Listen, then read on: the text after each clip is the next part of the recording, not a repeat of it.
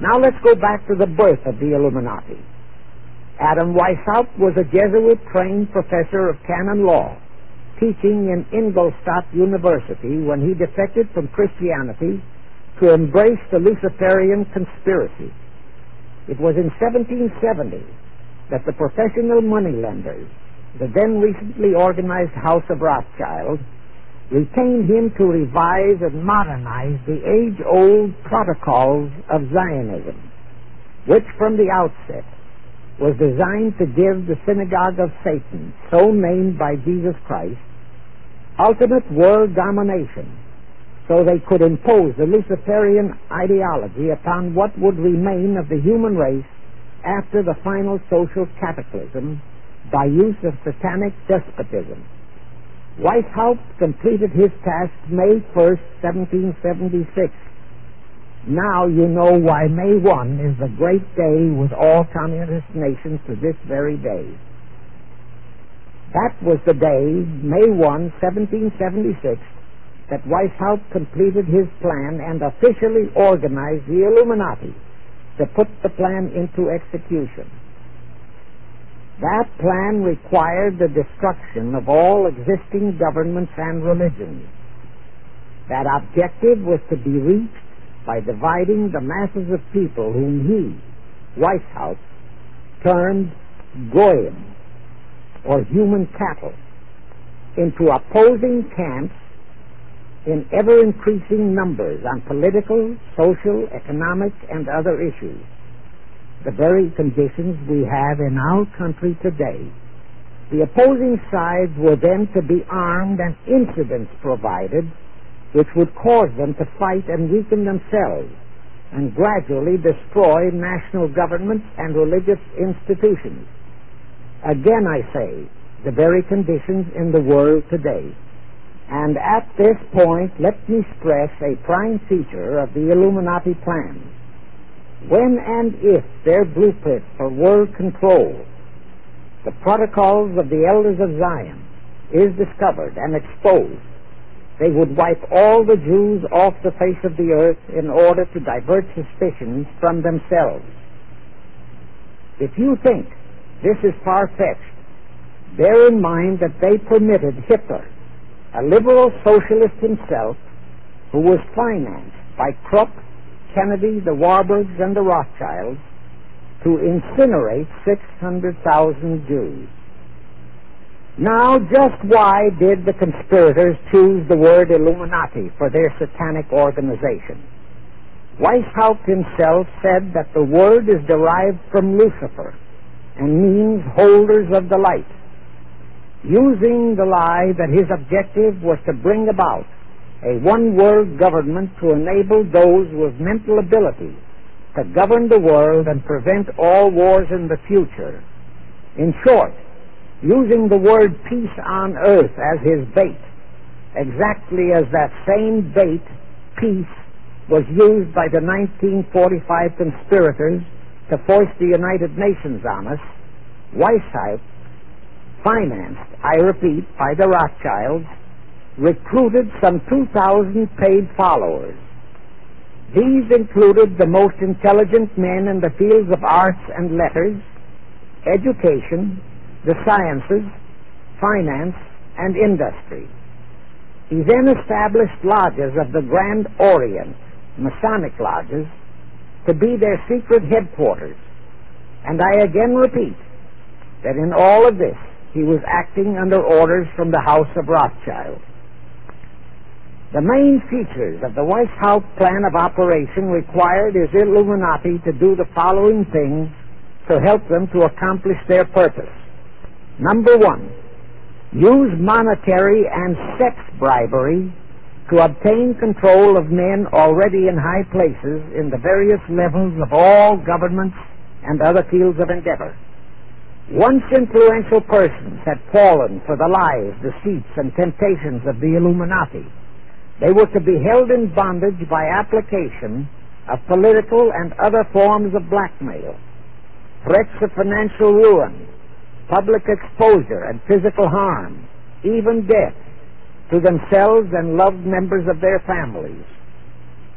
Do you realize how many present top officials in our federal government in Washington are controlled in just that way by the CFR?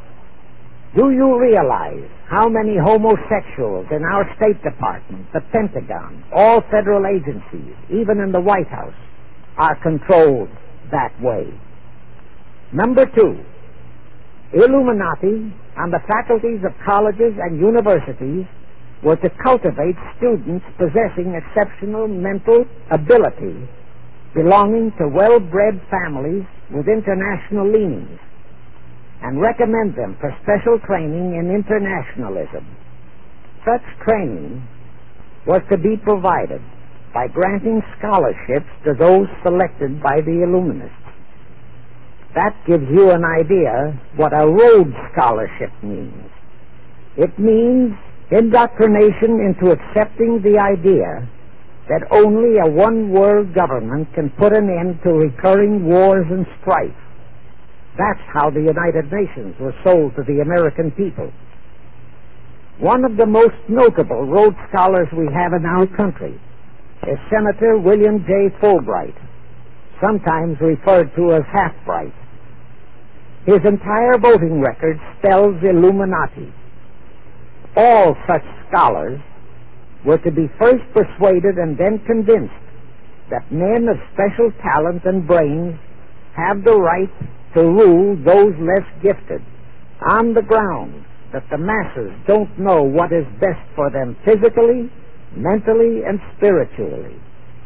In addition to the Rhodes and similar scholarships, today there are 3 special Illuminati schools located in Gordonstown in Scotland, Salem in Germany, and Anavryta in Greece. These 3 are known ones, but there are others that are kept under cover. Prince Philip, the husband of Britain's Queen Elizabeth, was educated at Gordonstown at the instigation of Lord Louis Mountbatten, his uncle, a Rothschild relative, who became Britain's admiral of the fleet after World War II ended.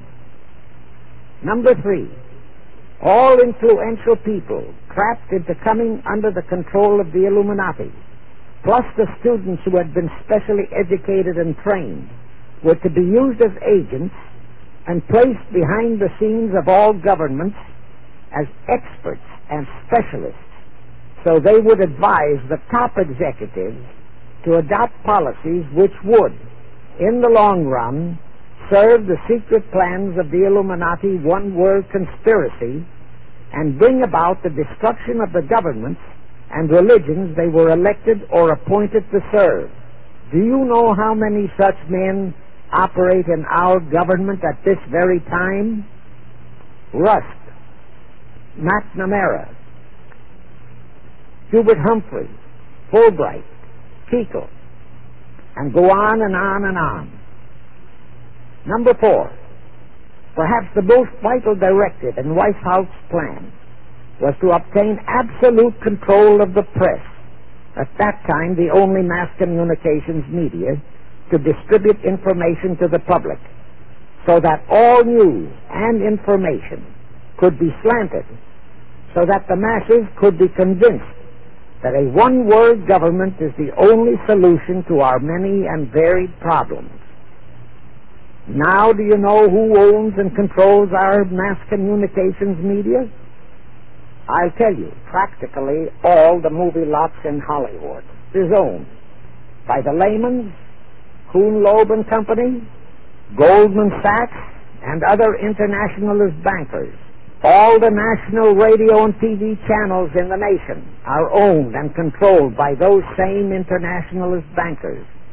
The same is true of every chain of metropolitan newspapers and magazines, also of the press wire services, such as Associated Press, United Press International, etc. The supposed heads of all those media are merely the fronts for the internationalist bankers, who in turn compose the hierarchy of the CFR, today's Illuminati in America. Now can you understand why the Pentagon's press agent Sylvester so brazenly proclaim that the government has the right to lie to the people?